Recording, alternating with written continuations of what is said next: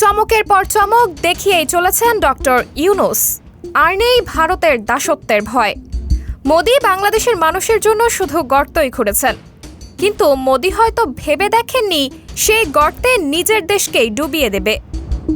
বাংলাদেশের মানুষের জন্য দ্বার খুলেছে এক নতুন স্বপ্নের। বাংলাদেশের স্বাস্থ্য খাতে বিশাল এক অগ্রগতির দ্বার উন্মোচিত হয়েছে, যে স্বপ্নের শুরুটা হয়েছে ডক্টর ইউনূসের নেতৃত্বে। জানা গেছে বাংলাদেশে নির্মিত হচ্ছে ইতিহাসের সবচেয়ে বড় হাসপাতাল। আন্তর্জাতিক অংশীদারিত্বে প্রায় 26,000 কোটি টাকার সুপার স্পেশালাইজড স্বাস্থ্য কমপ্লেক্সের এই মেগা প্রজেক্ট বাস্তবায়ন হচ্ছে। বাংলাদেশের স্বাস্থ্যসেবার নতুন যুগের সূচনা। রাজধানীতে নির্মিত হচ্ছে 1 লাখ শয্যার আন্তর্জাতিক মানের হাসপাতাল। মোট ব্যয় ধরা হয়েছে প্রায় 26,000 কোটি টাকা, যা দেশের ইতিহাসে সবচেয়ে বড় অবকাঠামো প্রকল্প। এই প্রকল্পে বিনিয়োগ করছে চীন, তুরস্ক ও সৌদি আরবের প্রতিষ্ঠানগুলো। থাকবে মেডিকেল বিশ্ববিদ্যালয়, রিসার্চ ইনস্টিটিউট, চিকিৎসা প্রশিক্ষণ কেন্দ্র এবং সর্বাধুনিক আইসিইউ ও সার্জিক্যাল ইউনিট। এটি শুধু হাসপাতালই নয়, বরং তৈরি হচ্ছে একটি আন্তর্জাতিক হেলথ হাব।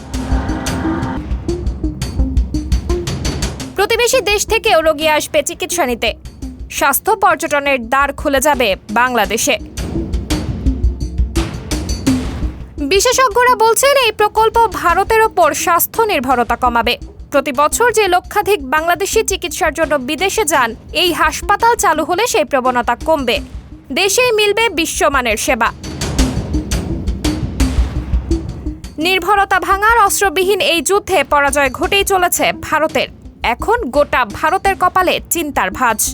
মোদি সরকার হয়তো কপালে হাত দিয়ে ভাবছে, কেন হলাম দম্ভের পাহাড়। দেশে 24-এর গণ অভ্যুত্থানের পর হাসিনা পালিয়ে যায় ভারতে। সেখানে তাকে সাদরে গ্রহণ করে মোদি। এর পরপরই বাংলাদেশের 54% মানুষের জন্য চিকিৎসার দ্বার বন্ধ করে মোদির ভারত। বন্ধ হয় ভারতের ভিসা। এরপরেই শুরু হয় ইসকন কাণ্ড। এতে ইসকন নেতা চিন্ময় দাসকে গ্রেফতারের পর ভারতের কিছু হাসপাতাল, ডাক্তার এবং নার্স সরাসরি বাংলাদেশের মানুষকে চিকিৎসা দিতে অস্বীকৃতি জানায়। এরপর ক্ষমতায় আসে অন্তর্বর্তীকালীন সরকার। প্রধান উপদেষ্টার দায়িত্ব কাঁধে নিয়ে খুঁজে বের করে বাংলাদেশের জনমানুষের স্বপ্ন।